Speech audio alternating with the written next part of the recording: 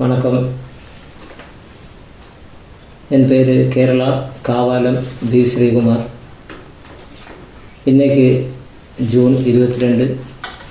தவில் சக்கரவர்த்தி திருவாலப்புத்தூர் டி.ஏ. கலைமூர்த்தி அண்ணன் அண்ணாவுடைய 74வது பிறந்த நாள். என்னுடைய சின்ன வயசில் அண்ணாவை நான் நிறைய பார்த்துருக்கு. பிறகு நான் தவில் ஆரம்பித்தேன். தவில் ஆரம்பித்த பிறகு அண்ணா கேரளாவில் எங்கே வந்தாலும் அவங்க கச்சேரி வாசிக்கிற இடத்துக்கு நான் போவேன். எனக்கு அப்படி பிடிச்ச ஒரு தவில்.